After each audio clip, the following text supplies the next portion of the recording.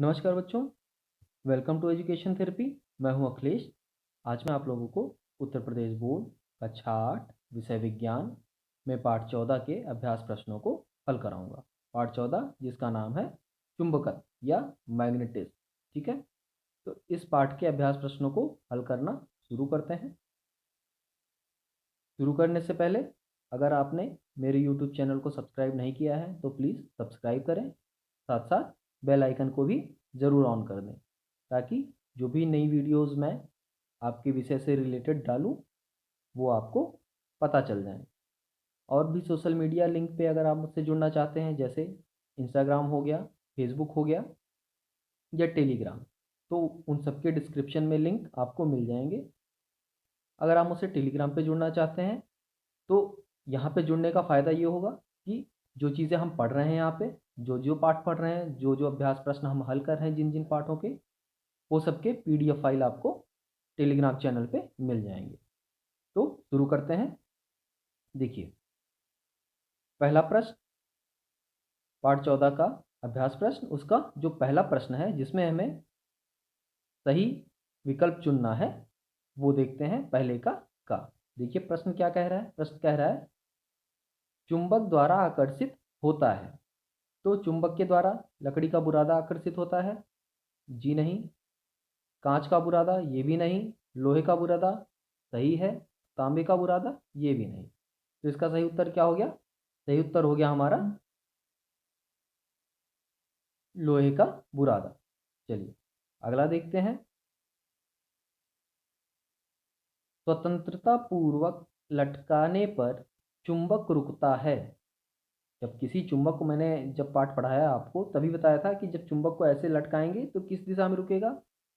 चुंबक को जब हम स्वतंत्रता पूर्वक उसके केंद्र बिंदु पे धागा बांध के लटकाते हैं, जो गुरुत्व केंद्र होता है, ठीक है, केंद्र बिंदु का मतलब जो गुरुत्व केंद्र होता है, जहाँ पे कोई वस्तु का एकदम मध्य बिंदु होता है, वहाँ पे हम धागा बांध के उसको लटकाएंगे तो वो किस दिशा में रुकेगा।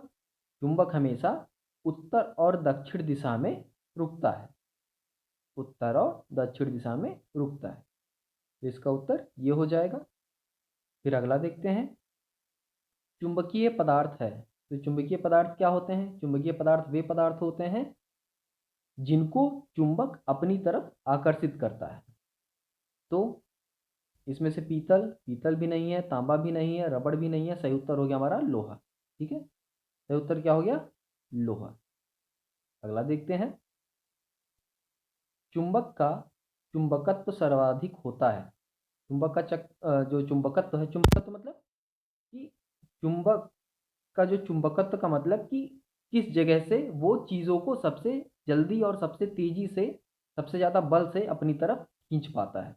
ठीक है, अपने पूरे हिस्से में जैसे चुंबक होता है तो उस हिस्से में से जिस हिस्से में सबसे ज़्यादा किसी वस्तु को खींचने की ताकत होती है, उस हिस्से को वहाँ पे कहते हैं कि चुंबकत्व वहाँ पे अधिक होता है, यानी उस जगह पे चुंबकत्व अधिक होता है।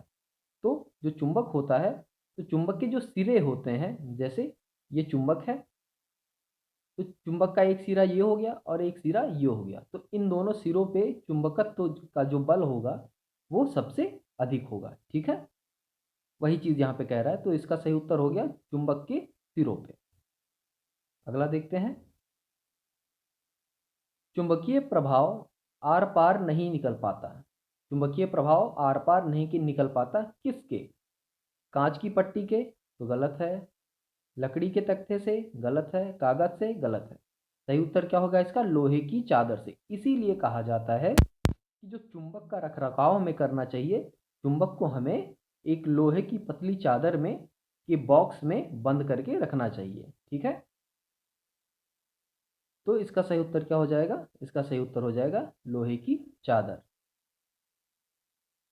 अब आते हैं प्रश्न नंबर 2 पे। प्रश्न नंबर 2 में क्या करना है? हमें रिक्त स्थानों की पूर्ति करनी है। देखते हैं। इसमें कुछ विकल्प पहले से यहाँ दिए हैं, जैसे आकर्षित, उत्तरी, दक्षिणी, प्राकृतिक, कृत्रिम, ध्रुवों और चुंबकीय।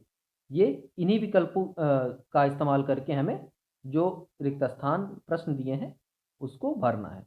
तो पहला देखते हैं। चुंबक जिन पदार्थों को अपनी ओर आकर्षित करते हैं उन्हें क्या कहते हैं? उन्हें चुंबकीय पदार्थ कहते हैं। तो चुंबकीय भरा जाएगा। फिर चुंबक में उत्तरी एवं दक्षिणी ध्रुव होते हैं, तो एक जगह उत्तरी और एक जगह दक्षिणी भरा जाएगा। ठीक, अगला देखते हैं। चुंबक के ध्रुवों को एक दूसरे से अलग नहीं किया जा सकता, तो क्या भरा जाएगा? ध्रुवों को। अगला देखते हैं, चुंबक लोहे के चूड़ को अपनी ओर आकर्षित करता है। चुंबक क्या करता है? लोहे को अपनी ओर आकर्षित करता है। तो लोहा चाहे चूड़ के रूप में हो, चाहे थोड़ा बड़े टुकड़े के रूप में हो, चुंबक क्या करेगा? उसको अपनी ओर आकर्षित करेगा। ठीक है, तो यहाँ पे चूड़ कहा गया क्योंकि छोटा चुंबक होगा तभी वो चुंबक उसको खींच के अपनी तरफ खींच लेगा। अब जैसे बहुत बड़ा सामान हो गया, गाड़ी हो गई, तो छोटा सा चुंबक लेके जाएंगे तो वो गाड़ी को थोड़ी खींच पाएगा, बल्कि चुंबक खुद उसकी तरफ भाग जाएगा। तो यहाँ प्रश्न के हिसाब से सही उत्तर तो होगा आकर्षित। ठीक है, यहाँ आकर्षित ही भरा जाएगा। और उसके बाद अगला देखेंगे। अगला क्या है? प्रकृति में पाए जाने वाले चुंबक को क्या कहते हैं? हम प्राकृतिक चुंबक। क्या कहते हैं? प्रकृति में पाए जाने वाले चुंबकों को हम कहते हैं प्राकृतिक चुंबक। तो यहाँ क्या भरा जाएगा? प्राकृतिक। ठीक है, आगे देखते हैं। प्रश्न नंबर 3। यहाँ पे क्या करना है हमको? सही के सामने सही का निशान और गलत के सामने गलत का निशान लगाना है, यानी सही और गलत कथन यहाँ पे टिक करने हैं हमको। पहला देखते हैं, चुंबक कांच के छोटे छोटे टुकड़ों को आकर्षित करता है। गलत है। चुंबक लोहे के टुकड़ों को आकर्षित कर पाता है, कांच के टुकड़ों को आकर्षित नहीं कर पाता। स्टेनलेस स्टील के बर्तनों की जांच चुंबक से नहीं की जा सकती। गलत है। ठीक, लोहे के बर्तन, जैसे अब देखिए, लोहा है, अगर बर्तन लोहे का होता तब तो चुंबक चिपक जाता, लेकिन अब स्टेनलेस स्टील एल्युमिनियम का बना हुआ है तो ये हम नहीं जांच सकते चुंबक से। हमको ये नहीं पता चल पाएगा कि एल्युमिनियम का बना है कि स्टेनलेस स्टील का बना है। लेकिन वहीं अगर उसमें कोई बर्तन लोहे का बना होता तो चुंबक क्या करता? उसको चिपक जाता। ठीक है, तो उससे पता चल जाता हमें कि चुंबक जिससे चिपका है वो लोहे का बना हुआ है। ठीक है, तो ये भी गलत हो गया। अगला देखते हैं, चुंबक के समान ध्रुवों में आकर्षण होता है। तो गलत बात है, एकदम गलत। चुंबक के समान ध्रुव में आकर्षण नहीं होता। चुंबक के समान ध्रुवों में क्या होता है? प्रतिकर्षण। ठीक है, आखिरी देखते हैं, चुंबक के सिरों पर आकर्षण बल सबसे अधिक होता है। ये एकदम सही है। चुंबक अभी आपने ऊपर ही देखा, तो चुंबक के जो सिरे होते हैं, सिरे का मतलब ये चुंबक है, एक सिरा ये हो गया और एक सिरा ये हो गया, तो इसमें क्या होता है? आकर जो बल होता है आकर्षित आकर्षित करने का बल, या उसी को हम आकर्षण बल कहते हैं, वो सबसे अधिक होगा। चलिए अब अगला प्रश्न देखते हैं। प्रश्न नंबर 4। प्रश्न नंबर 4 क्या कह रहा है? इसमें हमको लिखना है चुंबक के 4 गुण। 4 ही लिख गया है, थोड़ा सा ये देखिए यहाँ गलत लिख गया है, 4 ही लिख गया है, इसको 4 ही नहीं करेंगे, 4 गुण। ठीक है, क्या करना है? चुंबक के 4 गुण। इसका उत्तर देखते हैं।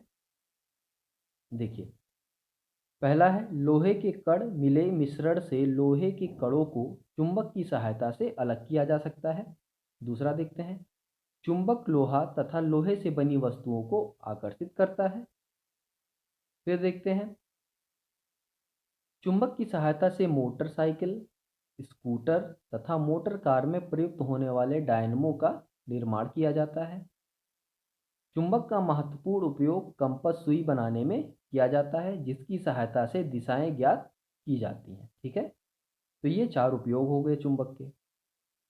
अब 5वें प्रश्न पे आते हैं। देखिए 5वां प्रश्न क्या कह रहा है? विद्युत चुंबक से क्या अभिप्राय है? इसका उपयोग लिखिए। तो देखते हैं इसका उत्तर, विद्युत चुंबक से क्या अभिप्राय है, क्या होता है?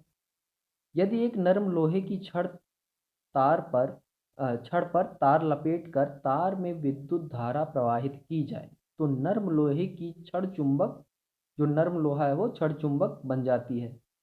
इसे विद्युत चुंबक कहते हैं। इस प्रकार विद्युत धारा द्वारा बनाए गए चुंबक को विद्युत चुंबक कहते हैं। यह प्रायः घोड़े की नाल जैसे यू आकार के होते हैं। ठीक है, तो विद्युत चुंबक क्या होता है? देखिए, विद्युत चुंबक का मतलब हो गया, अब देखिए पहले उपयोग देख लेते हैं फिर बता, अच्छा पहले जान लीजिए। देखिए, एक घोड़े के नाल के जैसा आकार होगा, यू आकार का। घोड़े का नाल भी इसी आकार का होता है, जो घोड़े के जो पैर होते हैं वहाँ पे एकदम नीचे लगाया जाता है ताकि घोड़े का पैर घिसे ना, ठीक है।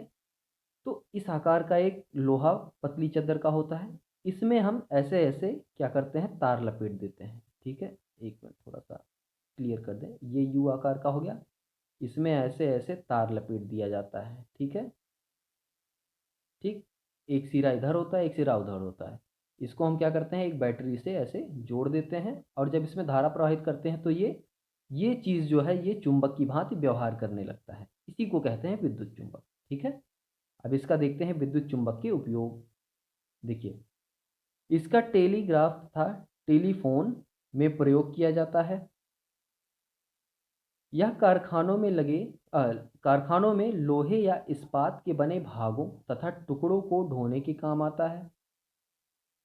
फिर यह बिजली की घंटी तथा लाउडस्पीकर में प्रयुक्त किया जाता है। आपने देखा होगा डीजे जो बजता है, बड़े बड़े स्पीकर लगते हैं, फ़ोन का छोटा सा स्पीकर होता है जिसको ईयरपीस बोलते हैं, ऐसे फ़ोन लगा के बात करते हैं ना, तो कान के पास जो होता है वो स्पीकर होता है। उसमें क्या होता है, उसमें बहुत सारे तार लपेटे होते हैं, वो सब इसी विद्युत चुंबक की भांति कार्य करते हैं। उसमें चुंबक लगा होता है, बहुत सारे तार लपेटे होते हैं, तो विद्युत चुंबक और चुंबक सब एक साथ ही कार्य करते हैं उसमें।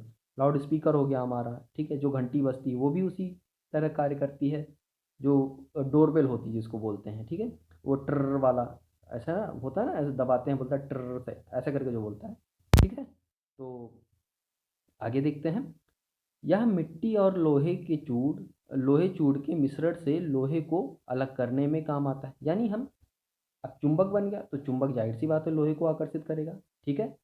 तो अब आकर्षित करेगा, तो अगर मिट्टी और लोहे का चूड़ है तो हम इसको वहाँ पे इस्तेमाल कर सकते हैं, लोहे के चूड़ को वहाँ से अलग करने के लिए। तो ये इसके उपयोग भी हो गए। अब अगला प्रश्न देखते हैं, प्रश्न नंबर 6, चुंबकीय क्षेत्र किसे कहते हैं। इसका उत्तर देखिए, चुंबकीय क्षेत्र क्या होता है। देखिए, चित्र बना के थोड़ा दिखा देते हैं। मान लीजिए ये चुंबक है आपका, ठीक है, और ये यन वाली दिशा है और ये यन वाला ध्रुव है, यस वाला ध्रुव है। यानी ये एन मतलब नॉर्थ साइड या नॉर्थ पोल, और एस मतलब साउथ पोल। नॉर्थ मतलब उत्तरी ध्रुव, और एस मतलब साउथ मतलब दक्षिणी ध्रुव। तो जो ये चुंबकीय क्षेत्र ऐसे बनाते हैं, ठीक है, ऐसे चुंबक बनाता है ना, ऐसे ऐसे ऐसे ऐसे ये चुंबकीय क्षेत्र बनता है। अब ये चुंबकीय क्षेत्र का मतलब है, मान लीजिए यहाँ कोई लोहे का सामान रखा हुआ है ऐसे, तो वह सब वह सामान जो खींच के ये अपनी पास ला सके, यानी ये किसी वह क्षेत्र जहाँ पे चुंबक का प्रभाव महसूस हो, ठीक है, उसको चेक करने के लिए हम क्या करेंगे, जो हमारा सुई कंपास होता है उसका इस्तेमाल कर सकते हैं। तो चुंबक का वह क्षेत्र जहाँ पे चुंबकीय प्रभाव महसूस हो उसको चुंबकीय क्षेत्र कहते हैं, ठीक है। इसका उत्तर देखते हैं, चुंबक के चारों ओर का वह क्षेत्र जिसमें चुंबकीय प्रभाव का अनुभव होता है क्या कहलाता है, चुंबकीय क्षेत्र कहलाता है, ठीक है। अब अगला देखते हैं, प्रश्न नंबर 7, क्या कह रहा है, चुंबकीय बल रेखाओं को चित्र सहित परिभाषित कीजिए। अब इसमें चित्र के साथ बनाना है, तो ये देखिए चित्र, यही चित्र मैं आपको ऊपर बना के दिखा रहा था। ये बीच में हमारा चुंबक है, एक तरफ यन है, एक तरफ यस है, ठीक, और ये क्षेत्र ऐसे ऐसे बनते रहते हैं, ठीक है, ये ऐसे ऐसे बनता रहता है, ठीक। तो चुंबकीय प्रभाव हो गया, क्षेत्र जहाँ तक की वस्तु को वो प्रभावित कर सके चुंबक, उसको चुंबकीय प्रभाव कहते हैं। देखिए इसमें क्या होता है, बल रेखाएं, चुंबकीय बल रेखाएं किसी चुंबकीय क्षेत्र में वो काल्पनिक वक्र हैं जिसके, अब ये जो गोला बन रहा है ये एक तरह से काल्पनिक वक्र है, ठीक है, लेकिन कुछ क्षेत्र इसका इस तरह से होता है, इसीलिए इसको दिखाया जाता है, जिनके किसी बिंदु पर खींची गई स्पर्श रेखा उस बिंदु पर चुंबकीय क्षेत्र की दिशा को निरूपित करती हैं या बताती हैं, ठीक है। तो ये होता है चुंबकीय बल रेखाएं। अगला देखते हैं, प्रश्न नंबर 8। देखिए प्रश्न नंबर 8 क्या कह रहा है, अस्थायी तथा अस्थायी चुंबक एक दूसरे से किस प्रकार भिन्न है। यानी हमको बताना है अस्थायी चुंबक क्या होता है और अस्थायी चुंबक क्या है, उनमें अंतर क्या है, भिन्न क्या है, ठीक है। उत्तर देखते हैं इसका, पहले देखते हैं अस्थायी चुंबक क्या होता है। देखिए, जिस चुंबक में चुंबकत्व का गुण अस्थाई नहीं रहता, उस चुंबक को अस्थायी चुंबक कहते हैं। अस्थायी चुंबक को नर्म या मुलायम लोहे का बनाया जाता है। अधिकांश अस्थायी चुंबक को लोहे के चारों ओर लपेटे गए चालक तार की कुंडली में विद्युत धारा प्रवाहित कर बनाया जाता है। ठीक है, जैसे अब ये मान लीजिए ये था, इसमें हमने ऐसे ऐसे तार लपेट दिया, तो ये क्या है, जब इसमें करंट हम बहाएं मतलब बिजली से जोड़ेंगे इसको, तो ये चुंबक की भांति व्यवहार करेगा। लेकिन जैसे ही बिजली बंद करेंगे तो ये फिर चुंबक का जो गुण होगा इसके अंदर वो समाप्त हो जाएगा, तो इसी को कहते हैं अस्थायी चुंबक। फिर क्या होता है, कुंडली में जब तक विद्युत धारा प्रवाहित होती रहती है, नर्म लोहे में चुंबकत्व रहता है तथा धारा प्रवाह बंद करते ही इसका चुंबकत्व समाप्त हो जाता है। इन्हें विद्युत चुंबक कहते हैं। ठीक है, तो जो मैंने अभी पहले बताया आपको वही होता है, वही चीज़ यहाँ पे बताई जा रही है, इसी को कहते हैं विद्युत चुंबक, और ये अस्थायी चुंबक होते हैं। अब आते हैं अस्थायी चुंबक क्या होते हैं, परमानेंट चुंबक। अभी तक आपने ऊपर देखा अस्थायी चुंबक जिसे हम टेम्परेरी मैग्नेट बोलते हैं। अब आते हैं अस्थायी चुंबक जिसको हम परमानेंट मैग्नेट कहते हैं। देखिए, जिस चुंबक में चुंबकत्व का गुण अस्थायी होता है उसे अस्थायी चुंबक कहते हैं। ये चुंबक लोहा, निकिल, कोबाल्ट आदि के बनाए जाते हैं। इसका चुंबकत्व शीघ्र नष्ट नहीं होता, अतः ये लंबे समय तक उपयोग में लाए जा सकते हैं। ठीक है, चलिए ये हो गया इसका उत्तर। अब आते हैं हम प्रश्न नंबर 9 पे। पृथ्वी एक चुंबक की भांति कार्य करती है या व्यवहार करती है, इसके लिए तथ्य दीजिए। मतलब इसके लिए हमको कोई तथ्य देना है, बताना है कि पृथ्वी चुंबक की भांति कार्य करती है।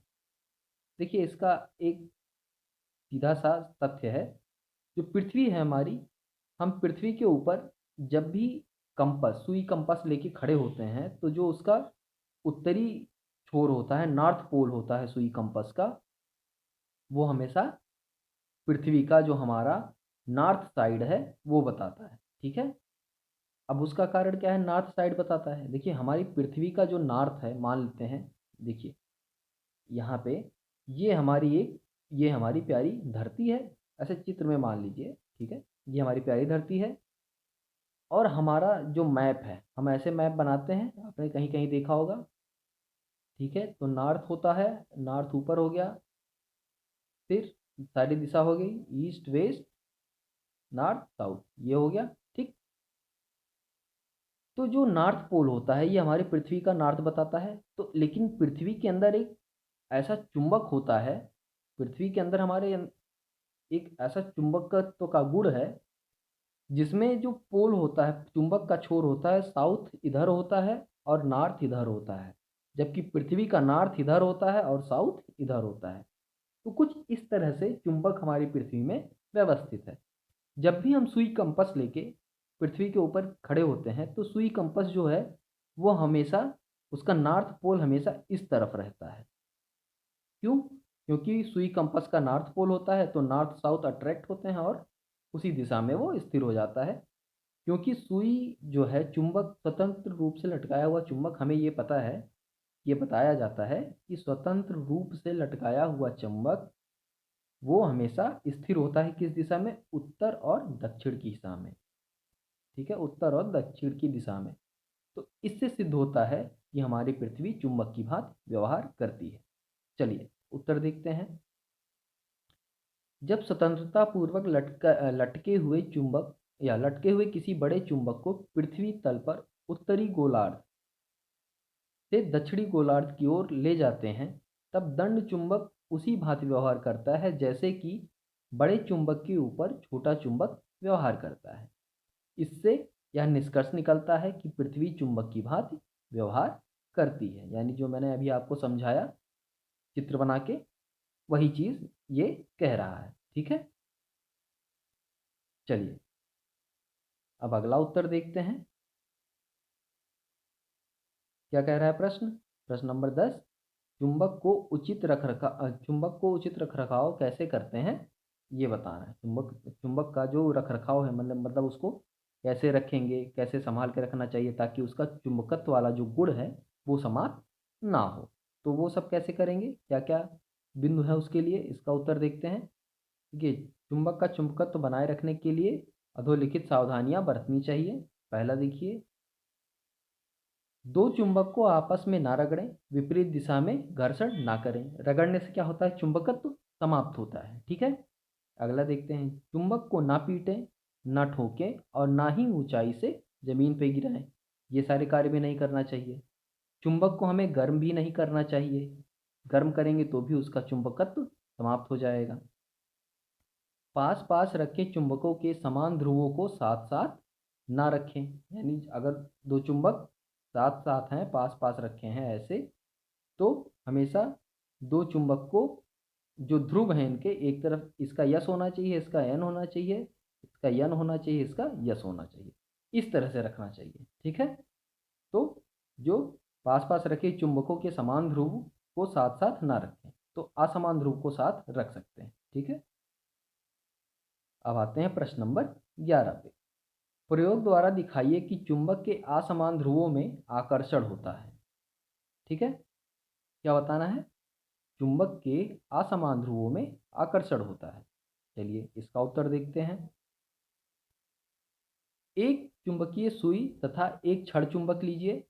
चुंबकीय सुई के उत्तरी ध्रुव मतलब जहाँ पे यन लिखा होता है, ठीक है, यन से हम कैपिटल एन से दर्शित करते हैं। यन का मतलब होता है नॉर्थ, ठीक है, नॉर्थ मतलब उत्तरी होता है ना, उत्तर होता है, इसीलिए एन से दर्शित करते हैं। के पास छड़ चुंबक के दोनों ध्रुवों को बारी बारी से लाइए। क्या देखते हैं यहाँ पे हम, देखिए, आप देखेंगे कि जब सुई के पास छड़ चुंबक का उत्तरी ध्रुव लाते हैं तो सुई का उत्तरी ध्रुव प्रतिकर्षित होता है। यानी जब सुई का यन और छड़ चुंबक का यन पास पास आते हैं तो ये क्या होता है, दूर भागते हैं। ठीक है, एक दूसरे से दूर भागते हैं। और जब चुंबक का दक्षिणी ध्रुव सुई के उत्तरी ध्रुव के पास लाया जाता है तो चुंबकीय सुई को उत्तरी ध्रुव आकर्षित हो जाता है या कर लेता है। इससे स्पष्ट है कि चुंबक के समान ध्रुवों में प्रतिकर्षण तथा असमान ध्रुवों में आकर्षण होता है। ठीक है, तो इससे सिद्ध हो गया कि समान ध्रुवों में प्रतिकर्षण तथा असमान ध्रुवों में आकर्षण होता है। ठीक है, चलिए अब अगला प्रश्न देखते हैं, प्रश्न नंबर 12। विद्युत धारा के चुंबकीय प्रभाव को दर्शाने के लिए एक प्रयोग का वर्णन कीजिए। यानी विद्युत धारा चुंबकीय प्रभाव पैदा करती है या चुंबक पे उसका कुछ प्रभाव होता है। ठीक है, इसको दिखाने के लिए हमको क्या करना है, एक प्रयोग का वर्णन करना है। चलिए इसका उत्तर देखते हैं।